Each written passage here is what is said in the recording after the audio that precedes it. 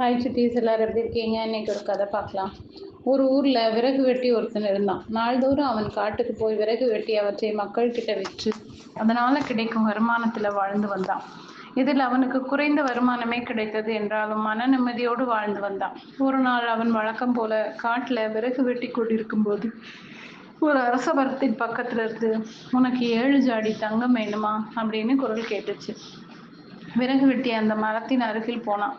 நான் இந்த மரத்துல வசிக்கும் அரக்கன். இந்த அரச மரத்தின் கீழே 7 ஜாடி நிறைய தங்கம் இருக்கிறது. உனக்கு தேவையான தோண்டி எடுத்துக்கோ என்றது அந்த குரல். விறகு வெட்டி 7 ஜாடி தங்கம் என்றதும் மிகவும் மகிழ்ந்தான். அவசர அவசரமாக அந்த மரத்தின் கீழே பள்ளம் தோண்டினான். அரக்கன் சொன்னது போலவே பூமிக்குள் 7 ஜாடிகள் இருந்தன. விறகு வெட்டி எல்லா ஜாடிகளையும் திறந்து பார்த்தான். அவற்றின் உள்ளே தங்கம் இருந்தது. ஆனால் ஒரே ஒரு ஜாடியில் மட்டும் பாதியளவுதான் தங்கம் இருந்தது. பாதிதானே குறைகிறது, இதை எப்படியும் நாம் நிரப்பி விடலாம் என்று எண்ணி 7 ஜாடிகளையும் தன் வீட்டுக்கு கொண்டு வந்தான். விறகு வெட்டி வீட்டுக்கு வந்ததும் ஏற்கனவே தன்னிடமிருந்த தங்க நகைகளை பாதியளவு இருந்த ஜாடியில் போட்டான். பிறகு ஜாடி நிறைய தங்கம் சேர்க்க வேண்டும் என்பதற்காக முன்பை விட கடினமாக உழைத்து பணம் சம்பாதித்தான். அதனை தங்கமாக்கி அந்த ஜாடிக்குள் போட்டான். அவன் எவ்வளவு தங்கத்தை ஜாடியில் போட்டாலும் ஜாடி நிரம்பவே இல்லை. விறகு வெட்டியும் விடவில்லை. எப்படியாவது அந்த ஜாடி நிரம்ப தங்கத்தை சேர்த்து விட வேண்டும் என்று இரவு பகலாக உழைத்தான். இதனால் அவன் நிம்மதி போயிற்று, தூக்கம் போயிற்று, உணவு உண்ணவும் மறந்தான். இறுதியில் அவன் துரும்பாக இழைத்து விட்டான். இவ்வாறே தொடர்ந்து செய்து வந்தான். ஒரு நாள் அவன் நண்பன் ஒருவனை பார்த்தான்.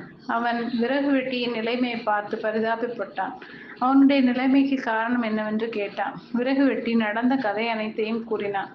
விறகு வெட்டி சொன்னதை கேட்ட அவன், நண்பரே, காட்டில் உள்ள அரச மரத்தினடியில் இருந்துதானே அந்த 7 ஜாடியை எடுத்து வந்தாய் என்று கேட்டான். அட ஆமாம், உனக்கு எப்படி இது தெரியும் என்று நண்பனை பார்த்து கேட்டான் விறகு வெட்டி. அதற்கு அவன், நானும் இந்த 7 ஜாடி தங்கத்துக்கு ஆசைப்பட்டு என் மன நிம்மதியை கெடுத்து கொண்டவன் தான் என்றான். அப்படியானால் நான் இப்பொழுது என்ன செய்வது என்று கேட்டான் விறகு வெட்டி. அந்த ஜாடிகளை எடுத்து சென்று முன்பிருந்த இடத்திலேயே புதைத்து விட்டு பேராசையை தூண்டிவிட்டு மன நிம்மதியை கெடுக்கும் உன் 7 ஜாடி தங்கத்தை நீயே வைத்துக்கொள் என்று அரக்கனிடம் கூறிவிட்டு வந்துவிடு என்றான் விறகு வெட்டியின் நண்பன். விறகு வெட்டியும் மறுநாள் தன் நண்பன் கூறியபடியே 7 ஜாடிகளை எடுத்து சென்று அரச மரத்தடியில் புதைத்துவிட்டு நண்பன் தன்னிடம் கூறியபடி அரக்கனிடம் கூறிவிட்டு தன் வீட்டிற்கு வந்தான். அதற்கு பிறகு விறகு வெட்டியின் பேராசை முழுவதும் தணிந்திருந்தது. அவன் மன நிம்மதியுடன் வாழ்ந்தான்.